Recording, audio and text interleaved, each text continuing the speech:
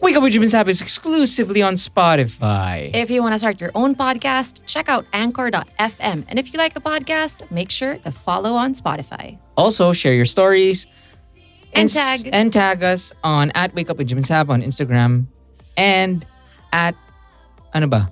Di ko alam. Anyway, ito na yung show.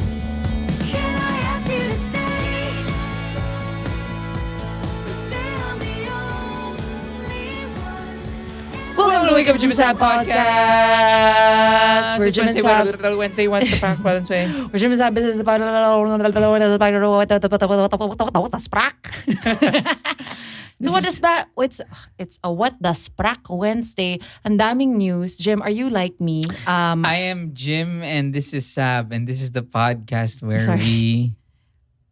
we just talk about the news. We catch up on the news. Well, I don't know if it's called catching up because I have been immersed nonstop. That's all you're doing. That's all I'm doing. I can't think of anything. I try to ignore it because I feel like, I'm not gonna go on Twitter, and then I'll go on Twitter and then like boom, 3 hours later, I'm just that's all. I can't. You could be a research assistant at a news station. It's not very effective because I'll read it and then parang as I'm reading up on it, biglang, oh my gosh, meron bago na naman. And that's not very good for my ADHD brain. So it's from one thing to another, and then it's just a lot of things. And it is expected because May 9 is very near.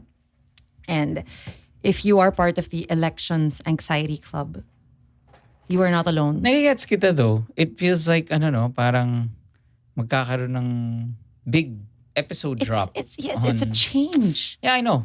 I feel it naman also. It's just that ikaw, because nga I think you have ADHD.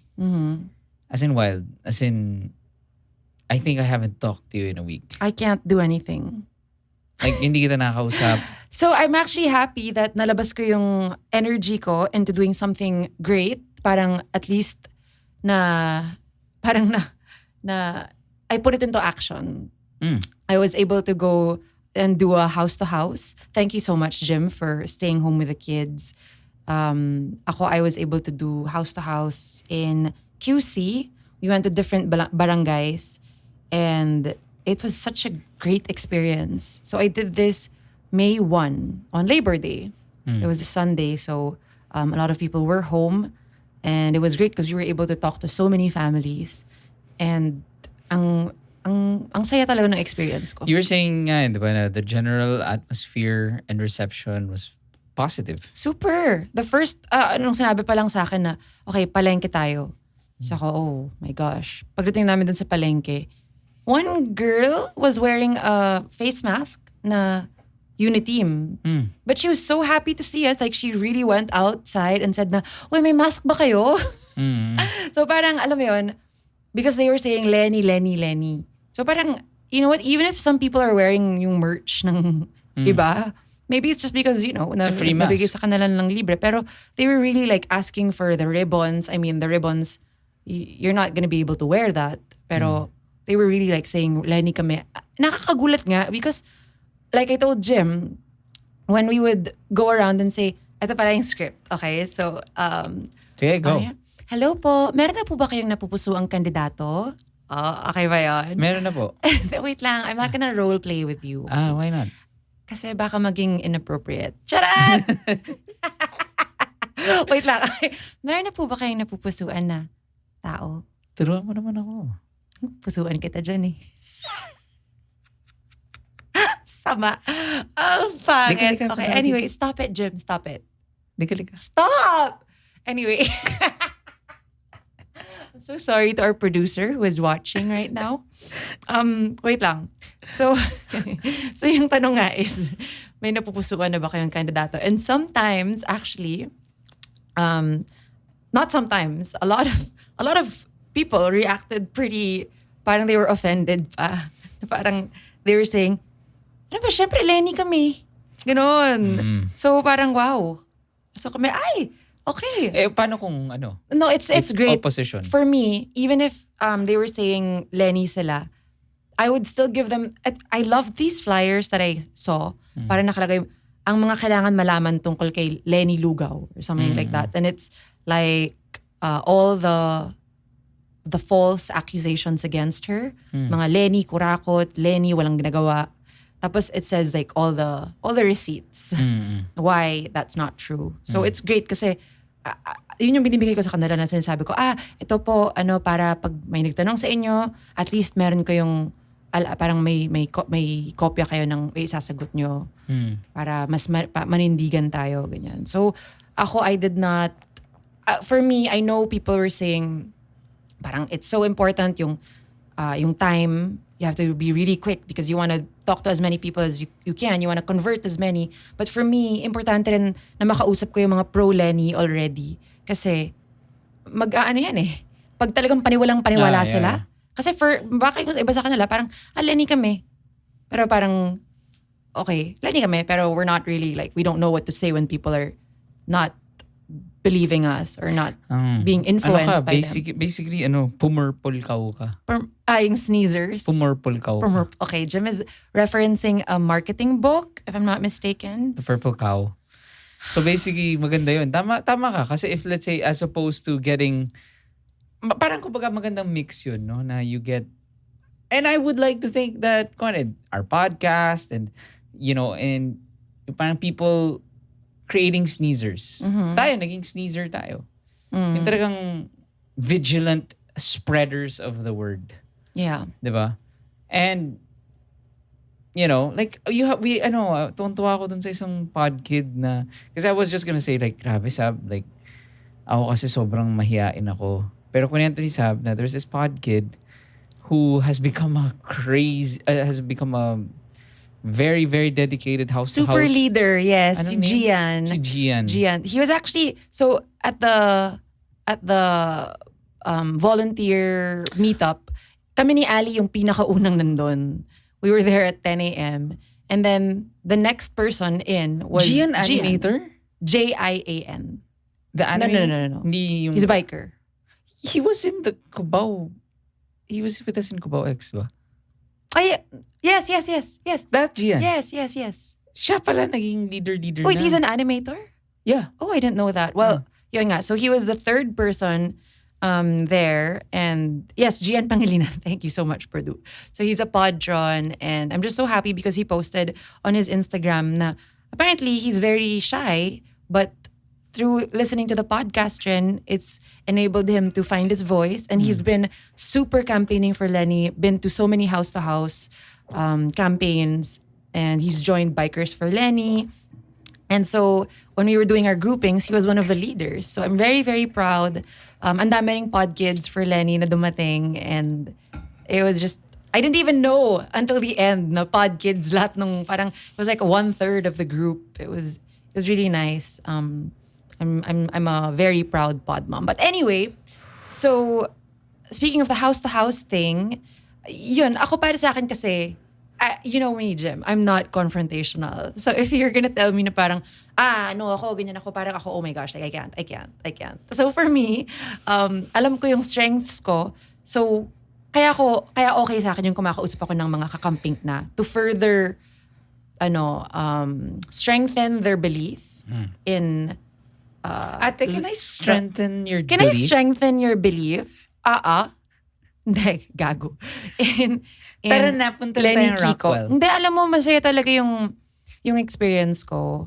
I'm so proud of you. Thank you. Talaga, sobrang, it has, I'm never going to forget that. And I think it's life-changing because nakita ko talaga na, like I tweeted, ang bait talaga ng mga Pilipino. Sobrang, they were so nice. And I'm not saying that kasi some people are saying, syempre, artista ka so mabait sa'yo. Hindi. No one knew who I was. I was in a cap and I mean, honestly, I don't expect them to see me. I was in a cap, I was in a mask. You were in a tube dress. Yes. You were in high heels. Of course not. Falsies. Charot. Hindi, wala talaga. Tsaka I was barely speaking naman, especially nung start. But they were so nice, even to the other volunteers. And it was very nice to see. Yung iba, like there was one who was, parang nakatira siya with one other person who was so willing to listen to us. Parang papasok siya nung gate nila. Parang, BBM, BBM. Gumagano'n siya. And then we were just super like, ha. Okay, so we continued talking to the other person from the same household. And then he was kind of following us and just saying it over and over. But that's one out of, I'm thinking like hundreds that we talked to. He was following the group? Just until a certain point. Oh, shit. Yeah, pero ang saya talaga, okay rin naming mga nakausap, yung mga tricycle drivers, sobra na lang passionate about it. As in, they were telling us parang, dito, madaling ko kayo sa barangay na maraming tao. Kami magdadala sa inyo. Maraming tao dito na pwede niyong kausapin. Wow. Oh. Tapos one fun story rin is, dun sa may eskinita, yung kasama namin sa group namin, si Jayton Zulueta of AHA Learning Center. Kasi siya teacher siya di ba? So, talagang magaling siya kumausap. Meron siyang na-identify na, was it Jayton or was it Gian? My gosh, I'm sorry, I'm remembering it wrong. Ang dami kasi naming napuntang bahay. But there was this one group na dalawang nagtatattoo na guys sa isang girl. So apparently, the tattoo artists were men, were super Lenny already. Tapos yung tinatattoo nilang girl, sabi nila parang, ito po, Bongbong Marcos to, kausapin nyo nga to. So, yun, in fairness, na-convert siya. Oh, wow. Yeah. Ng trike mates ko, I was not there because pathetically, is that a word? As pathetic as it may sound, I'm very afraid of stray dogs. I have a trauma. So, merong stray dog kasi hindi ako makapasok ng eskinita na yon. I tried, pero talagang nanginig talaga ako. So sabi ko, okay, hindi na ako magpapaano kasi baka mamaya kagatin ako tapos manggulo lang ako dito. So, I was not there but I'm very proud of my trike mates who made it happen. One of which is a pod kid, Liz Baluyot, who is a nurse, and also Dr. Valerie, who was my trike mate. Sobrang kailangan ko sabihin na trike mate ko sila. I'm pretty sure, I think I made a mistake. Na? I feel like I could have converted at least 50 people. I think nakagulo ko lang doon, Jim. I think I could have converted at least 50. Ate, saan yung taga-PNP tattoo po kayo? Saan yung filtered water, ate? Sobrang. Then not to, naiintindihan ko lang kasi Jim is diagnosed with anxiety disorder. So I really feel like it just wouldn't have, alam mo yun, we have our strengths and this is your way of doing it, diba? Doing the podcast, this is definitely, I think, okay lang, you don't need to affirm. We're doing enough. For me, alam mo naman ako na, parang ako, that's really, I like that. Even if it's just like repacking and stuff or whatever. Alam mo, may stage fright ako. Pero, ayan ano yung sinasabi ng Robredos lagi? Hanapin ng natitirang lakas ng loob. Ganda naman. So, by the end, I was able to talk to more people. And one of the stories that meant so much to me, I posted it on Instagram actually. If you want to learn more about it, it's when I met this woman named Aling Nida, and she had a child with her, yung apo niya, who also has cerebral palsy. And I really felt like, wow, the last household na napuntahan ko, ito pa. And I wasn't supposed to go there anymore. And I really felt like it was a sign to let me know na, hey, you know what you're doing is actually so meaningful. And don't stop. So gusto ko rin yun, gusto ko po kayong mahikayatan. Mahiyakat. Sorry. Mahikayat. Gusto ko kayong mahikayat. Gusto ko kayong anyayahin. Oh my God. Gusto ko kayong ma-encourage, okay, niyata, na hanapin ng natitirang lakas. Tama ba? Oh my God, sorry na. Okay, basta just keep doing what you're doing.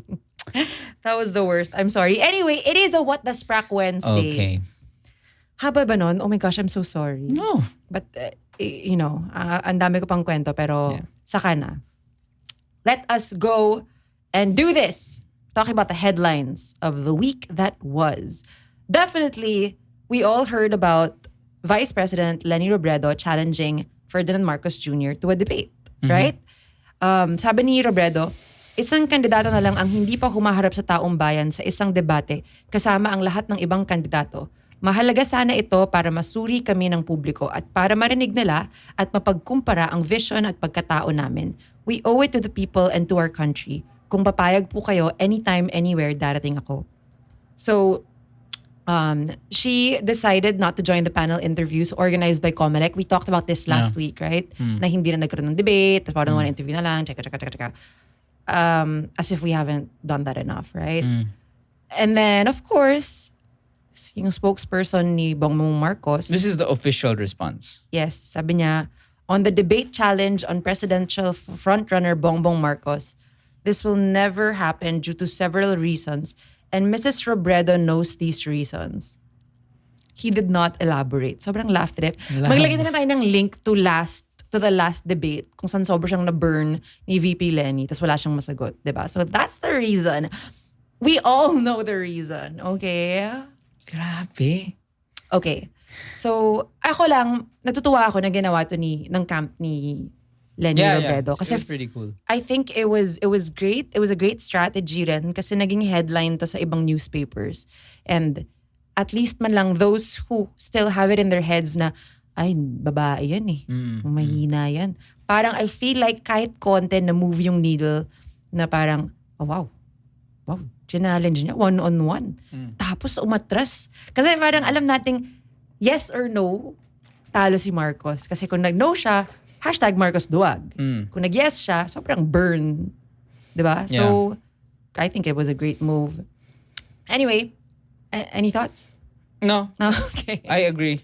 Okay, let's move on to the next headline. Ito nga, big news of the week is that the two key witnesses in the Philippine government's case against Senator Laila de Lima have retracted their testimonies. Yun nga eh. Gusto ko nga mag-deep dive dito eh. Oo nga. Diba? Podkids, can you, pwede bang mangulit kayo ng who do you think would be best to talk to about this whole... What if Bam? Pwede. Diba? Pwede. Big Yun. Bam theory? So yun na nga. So nag-retract sila ng state. Imagine mo lang for you to be imprisoned for 5 years? Has it been 5 years? Yeah. How long has she been there na sobrang honestly trial by publicity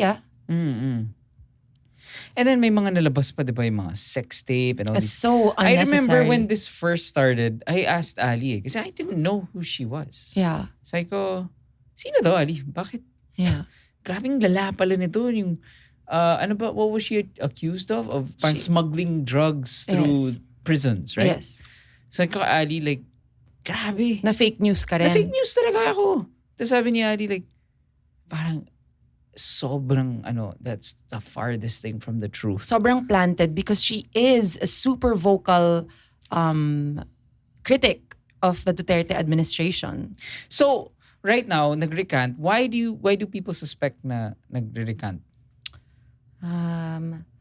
Let's wait. I'll read this. Ragos, one of the key witnesses, said he was forced to execute affidavits against De Lima and Dayan as he was threatened that he himself would be detained for illegal drug trading if he will not commit. Espinosa, who made a similar retraction against De Lima in a separate affidavit, said he was also coerced by law enforcers to make allegations against the senator. I think kasi patapos na yung term ni Duterte. So I think they will not be protected anymore. Do you think, right? Maybe, pero hindi ba sila mas magiging target, no? Yeah. Knowing this administration. Grabe, ang dumi talaga. Something must have happened, no? Ay. So what's gonna happen to Laila now?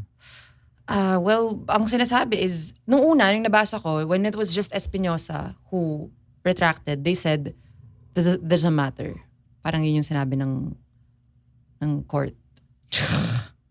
But now that there are two key witnesses who retracted, I'm not sure what the update is, but I really do want to I'm not kidding. do a I deep think, dive on this. I'm not kidding. I think Amber Heard would be a better president or senator here. Don't say that, I'm Jim. not kidding. Don't say that. Compared sa mga tao dito ngayon? No, that Jim, don't even, no. Compared kay Bong Revilla? You would rather have Bong Revilla than Amber Heard? Who would you choose? No one. Really? Yeah. Are you kidding me? Siguro Bong Revilla kasi at least Pinoy siya. Hindi, kasi si Amber Heard, sabi mo, oy, I know. Huwag ka nga apologist. I'm not being an apologist. I'm just trying to demonstrate how horrible our institutions are. Parang I would rather have Amber Heard as head of Comelec. Right? Like today. Like tawagan siya, sabihin natin, Amber Heard, alam kong jumebs ka sa kama ni Johnny Depp. Alam kong medyo, She's really evil though. medyo evil hits ka. No, Pero, evil hits. pero Amber Heard, okay lang. Pwede ka mag-clean slate, punta ka dito. Wala ka naman paki kasi may pera ka naman, di ba? Di ba? Okay, may pera ka naman. Pwede bang ikaw na lang ang head of Supreme Court? Kaya mo? Wala ka nang kailangan makita. I mean, pag nakita ka ng mga tao dito, like, they'll be like, tanga ng ganda nito ah. Oh my God. Hindi, ang point ko, Nagigets ko yung point mo. Ang point mo? Nagigets ko yung point mo, but keep it to yourself, Jim. Why? Why would I have to keep it? Why? Because do you really think that yung Supreme Court judges and yung COMELEC, si AFP dude and all these guys are better than Amber Heard? AFP dude? Are you talking about Bato? Tama ba? Hindi. The guy who said na ipapa-AFP ko kayo kung Si COMELEC guy. So, I would, kahit hindi Amber Heard, kumari, let's say,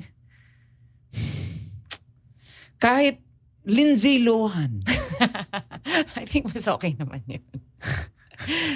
Diba? Parang isipin mo, Lindsay Lohan game. Diba? Bigyan mo lang siya ng laptop. Sabi mo, dito ka magtrabaho sa Supreme Court ka. Okay? Kung may kaso, siguro si Amber Heard, kahit naman she's a... Hindi na nga, ito na nga lang. At siguro yung bottom line... Let me finish. Even if she's a bed shitter, okay, and she's abusive and all these things, if linapagan siya ng laptop, tas nasulat, ito yung nangyari, oh. Okay? This guy sold 200 billion, okay, from a country that's dying in poverty. And he wants to run for president. Do you think he should do it? Do you think Amber Heard, despite the shit, I wouldn't put it past her. to say, why would she say, yeah, that makes sense? Hindi naman siya ganun. Jim, she tried to ruin a man's life. Oo nga, pero ano yung Just because he was late to her birthday party. ang sinasabi, ang point ko is, you're still saying that you would rather have Bong Revilla, Stop. a proven... No, ang point ko nga is we don't even have to choose the lesser evil because there are good people who are up for office positions. I'm not talking about senators. I'm talking about Supreme Court. Yung mga judges dyan. Stop. I don't want to answer. Kasi baka maging, Saab Magalona, gustong si Amber Heard, ang Supreme Court Justice ng Pilipinas. Saab Magalona, sumasang-ayon kay Amber Heard. Have you heard? Narinig mo na ba ang latest? Kay Amber Heard. Amber Heard.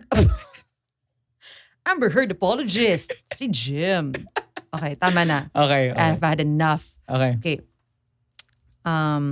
Okay, ito na nga. So, I think we've all heard that Iglesia ni Cristo has finally made their endorsement. Is that the right term? Parang meron kasi silang thing na block voting or unity voting na kailangan they all should vote. I think yun ang pagkakaintindi ko. And they have chosen Marcos Duterte. I was actually thinking nga na they would go Lenny Kiko. Yeah. But then, ewan ko. I mean, I have a friend who is part of this church and nakakatuwa kasi ang daming mga nag-post na kahit na yun yung in-endorse ng church nila, they are #kakampink tapos yung INC, kakampink. At Isn't that so nice? Nakakatakot yun di ba? Kasi parang... Kasi they're very strict Like they will... Go to your house? They will flag you as in like, what would happen? I think you could be kicked out of the church or something like that. Yeah. Well, yan talagang pagtindig. Yeah. Ito yung mga ibang tweets.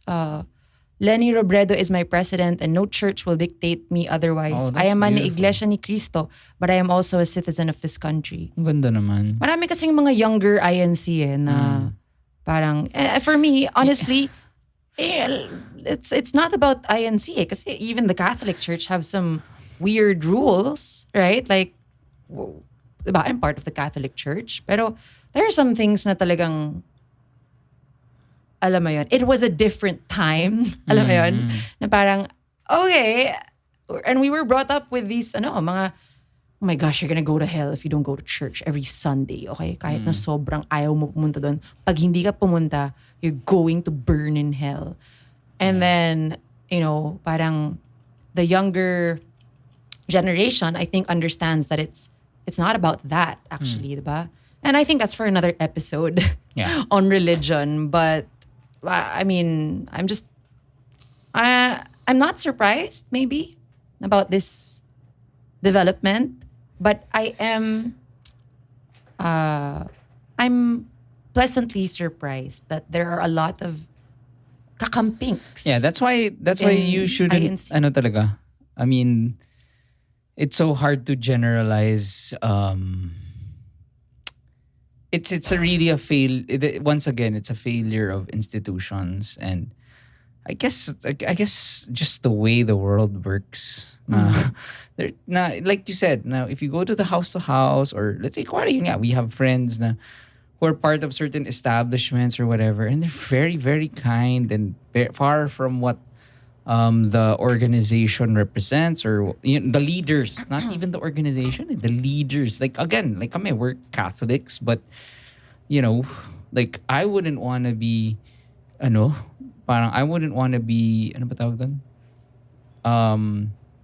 Trapped. But no, Put in a I box. wouldn't want to be categorized as one of those rigid, like misogynistic Catholics. Yeah. Diba? And also, to be fair, there are also some kakampings who are very aggressive and not very radical magmahal.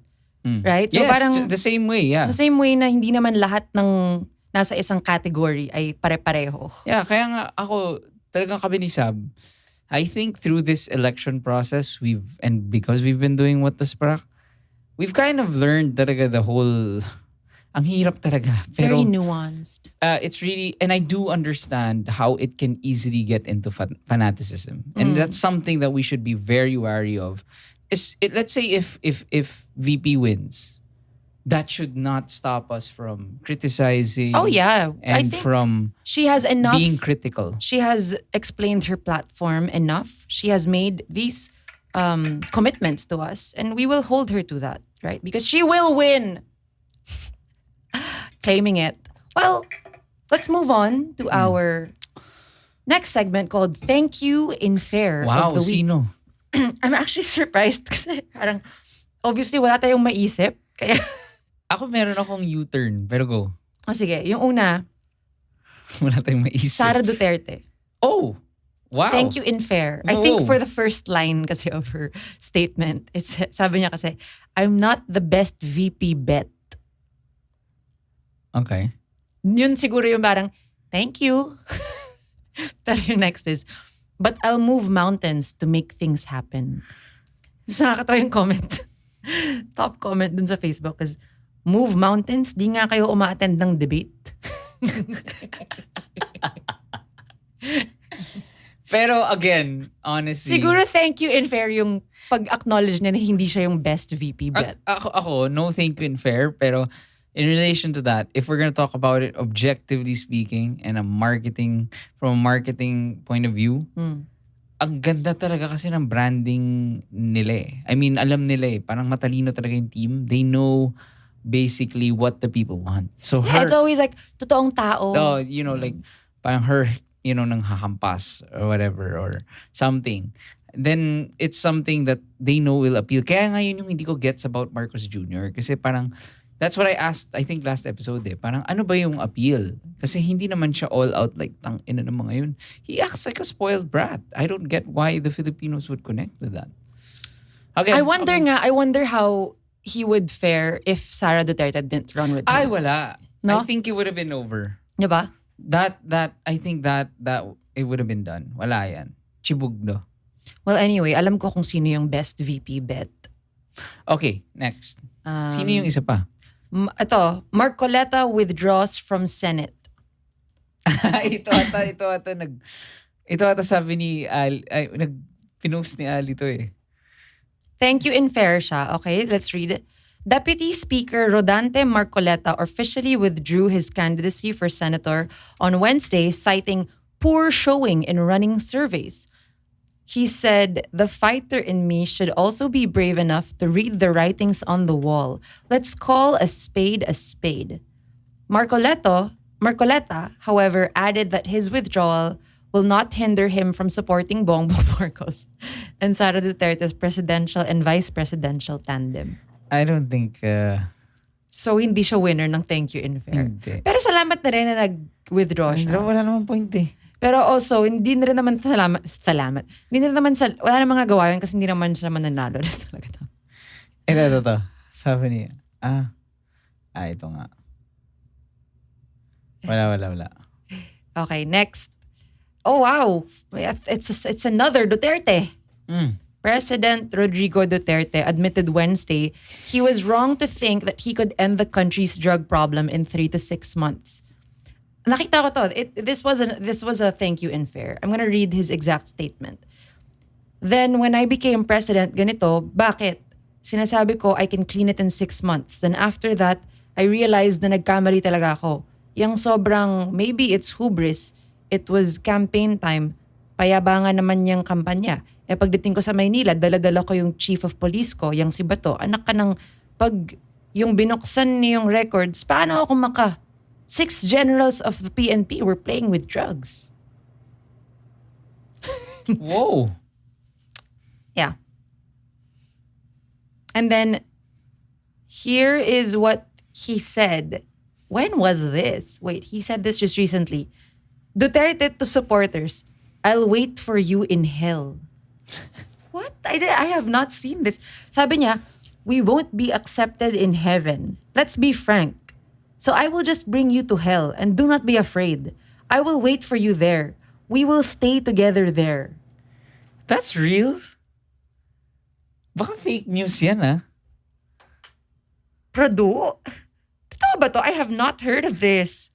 You know what I find funny also? You were talking about like how headlines. How come his statement about Marcos Jr. never made the headlines? What do you mean? Yung accusing him of the drugs and kasi he never named him. Ganun He ba? never named him and that was a long time ago eh. That was December. That wasn't December. That was December. Promise. Really? Yeah. That was December. Well, because nga, some people are, working the interwebs. AKA Just ask- Manila Bulletin. Ask Cambridge Analytica. Yeah. Apparently, will that be part of the news? Okay, wait. Totoo nga. He said that sa campaign rally ni Cayetano. Okay. I didn't even know Cayetano was Can running. can I throw in a... Sure. Ikaw yan. You can say yours and then I'll go to Motherfucker Stay at Home. Okay. I am nominating the Boromir of Rockwell. Wait. Thank you. For thank you in fair? For thank you in fair. Nasa runner-up siya ng Motherfucker Stay at Home, bro. Pero ako, I'm putting her in thank you in fair. You Sige, know we'll what? talk about that later. Gusto mo, unahin ko muna yung pag-explain kung ano yung nangyari sa Battle of Rockwell. Okay. Okay. Sige. Sige. Para sabihin ko, why our producers put her in this category, and then you can say why you think she should be in Sige. the other one. Producers, you can make this into fuck Helm's Deep, fuck the Battle of Katipunan, the greatest. The battle that wasn't. Ano yung sa, what was the name of the war in fuck the Tirad Bats? the end game. Endgame. Anyway, the Battle of Rockwell. Okay. What happened? Should I go to that? Sige. Since we'll talk about the runner-up first. Okay, runner-up kasi si Kat Arambulo. She's not the actual Motherfucker Stay at Home, even if she is the OG. So, Etong Battle of Rockwell, nung April 27, sabi niya, time to go shopping in red. I hope to see you there. And then she posted, BBM Sarah Uniteam 2022, Rockwell Power Plant. April 28, 2:30 p.m. at lower ground floor. The morning after, she posted an Instagram story claiming she just got from surgery. She just came from surgery, and she clarified that it wasn't an event and she had no part in it. Tapos later, she posted na hindi na siya pupunta. Because sobrang... Parang medyo wali yung pag-summarize mo.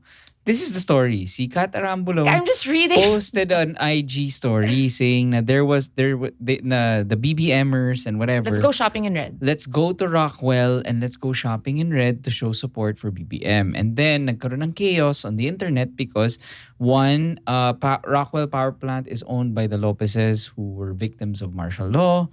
So it was so insensitive and like people were like, the whole notion of let's go shopping, yun yung makibaka tayo sa Rockwell. That was so annoying. And that's why... matakot, makizara. So people... So people were, tara, punta tayo. And then the kakampinks were like, let's go in pink. And then, so kami ni Saab, honestly, like we were really like, oh shit. Like, I want to fucking go to Rockwell and like, makipagbakbakan ng Makipagbaka? makipagbakbakan ng pag-ibig. Hoy! Radical magmahal, gago. Mahal kita, tang ina mo. No. But that's gonna be a t-shirt on Linya Linya. Oh. Yeah. Pero yun nga, actually, maganda rin yung mga tweets na parang telling us na parang, hey, huwag na kayo pumunta guys. Kasi like, you know, hindi naman mako-convert tong mga to. What's the point? But then I understand that a lot of kakampinks went because Rockwell is the home base of a huge Lenny Robredo supporter called Lenny Bear. And parang lagi siyang nandun sa lower ground floor. Mm-hmm. So, kung saan nagparada yung mga tao. I'm sure you guys have seen this. It was all over Twitter. And nakakatawa lang because at the end, the motherfucker did stay at home. So, okay. The reason why ninalagay ko siya sa thank you ha is when I finally looked at her page and I tried to see like what is this person doing ba? In fair naman, hindi siya like she's a ditz. I mean, you know, she's a ditz. She's a ditz. So, but you know, she's like, I saw it. Parang, hey guys, hi guys. She's yung type na gano'n na parang no one's watching. Parang gano'n. Yeah, the same exact person who did. Yeah. Motherfuckers just stay at home. Look, this is why we need the military. Hindi nyo naiintindihan, titigas ng ulo eh. Motherfuckers, just stay at home. Tangina nyo. Stay at home and then order my fucking jade bowls. Nakakatawa talaga. Kasi I think that is the one, gets ko yun, diba? And that's why we've been having fun with it for all this time. Kasi it's still so iconic. Kasi parang, grabe yung lack of sensitivity and like understanding of how the world works. Kasi if you look talaga at the video nga, I saw it again kasi it erupted on Twitter. And talaga the footage talaga of people like desperate and like crying, can't go home. Tapos parang, I could understand if she posted like pictures of her embassy friends, diba? Like, and saying like, you fuckers, just fucking stop going to clubs. Yeah. Stay home, fucker. Diba? That would have been okay. Yeah. Pero talagang zero, so... Ganun talaga kasi pag you're so sheltered kasi. Yeah. Naintindihan ko rin naman na if you really are not that aware and, you know, updated about what's actually happening outside of the four walls where you live. Outside of Rockwell. Like, it's probably like a super huge house and parang you're so comfortable and you can stay at home. And but that's for you na parang, ano ba yan? Like, COVID is spreading na nga eh. Can you guys just fucking stay at home? Right? Parang, with all, parang I'm trying to be empathetic and trying to put myself in her shoes na parang, okay, this is really like, obviously she's very sheltered. So parang, ganun yung thinking niya. So I don't think she's an evil person, but then she is doing this and being all out with the Bongbong Marcos support. Gets. For me, the motherfucker stay at home, that was like, okay, that was insensitive, but maybe you didn't know better. Kaya ko siya dinalagay sa thank you and fair. Okay, go. Sorry. Because yung dun sa motherfuckers stay at home, that's the one. That's the one that you get on the show because of that. Yung the way she's supporting Marcos, from what I've seen. What? It's not like naman, it's super... She's doing all those TikToks? Yung mga nagda-dub siya? Ay, hindi ko nakikita yun. Hindi ko nakikita yun. Gumagawa siya mga ganun ng mga pang-asar sa mga Lenny. Hindi ko nakikita. Kala ko lang talaga it's been like sending this poster. Yeah. Parang, I thought it was just like, I'm gonna post this. Nakikita ko yung what she's trying to make happen, yung youth for BBM Next or something. gen. So yun, parang so I was like, okay, I guess she maybe her dad was a crony or whatever or something. I don't care. Like, okay, then you support the family. Okay, cool.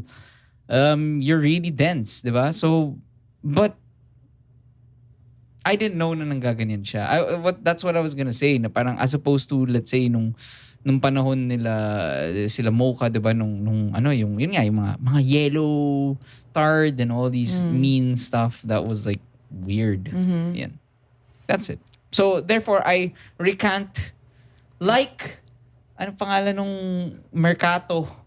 Espinosa. Hindi. Ayun, yeah. Like Espinosa and the congressman that no one knows. Ano pangalan niya?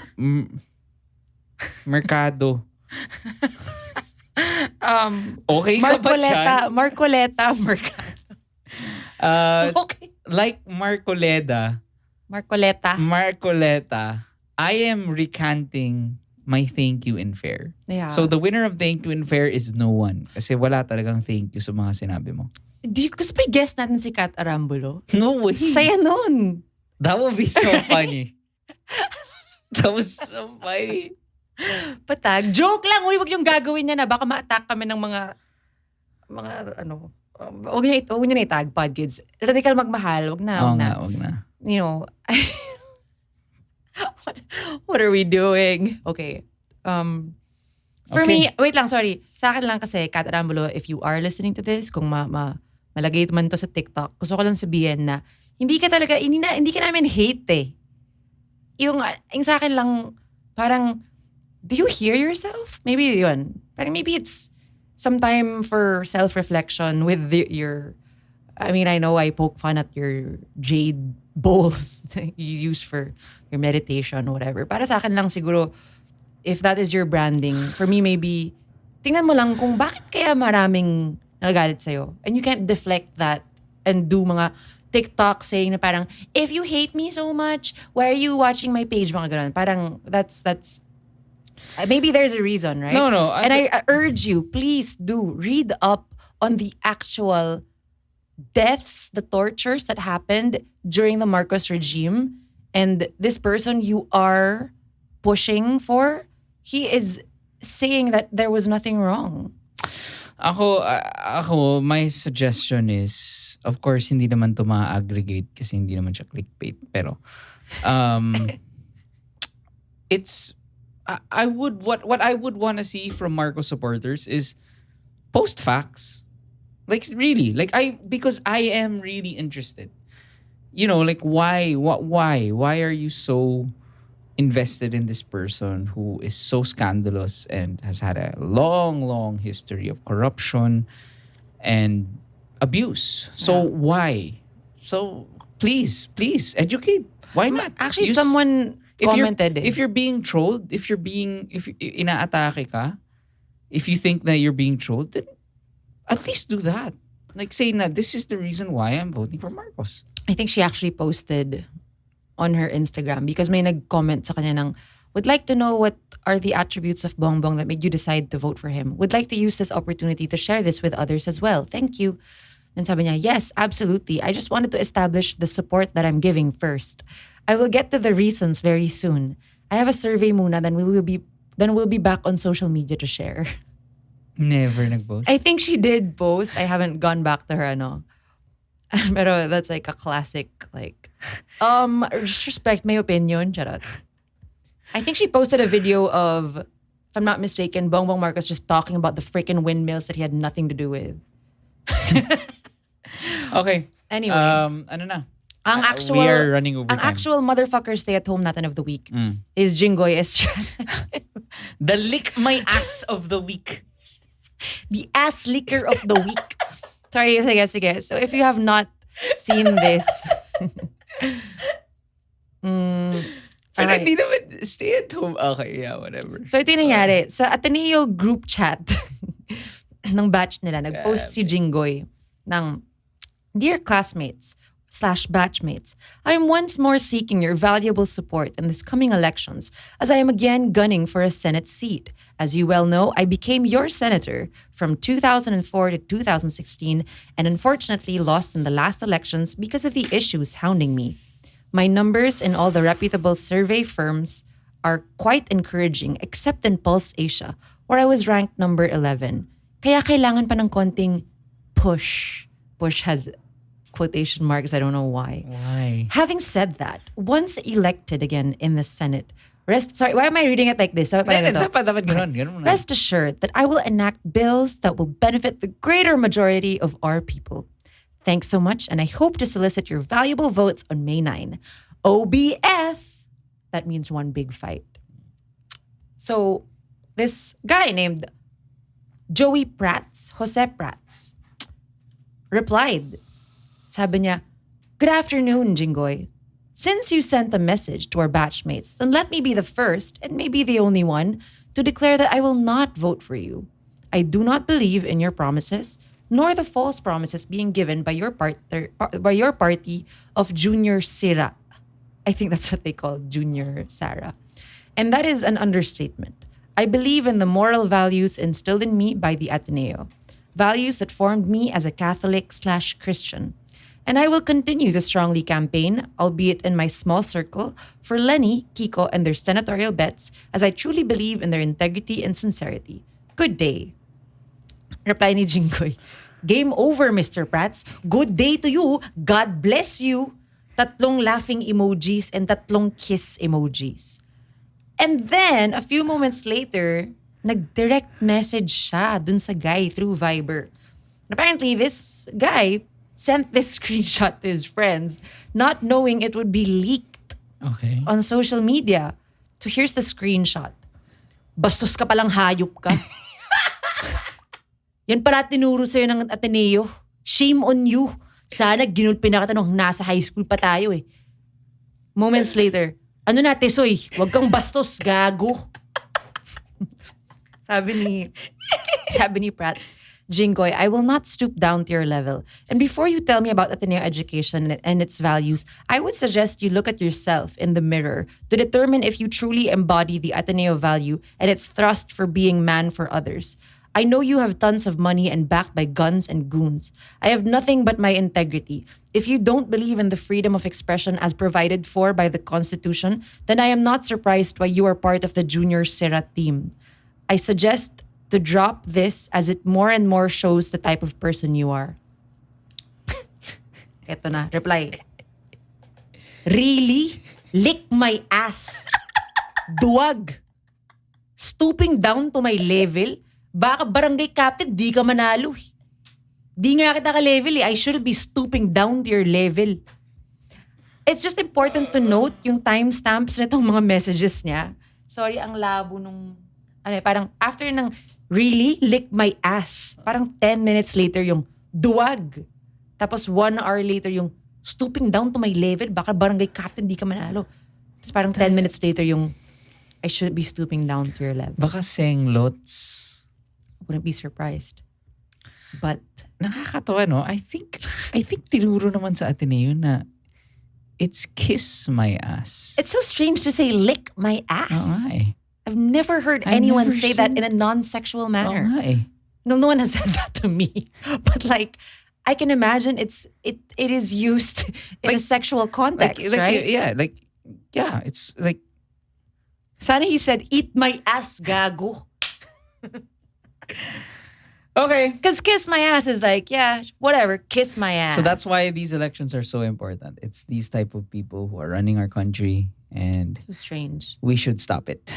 Can we vote si Tisoy na lang to be the president?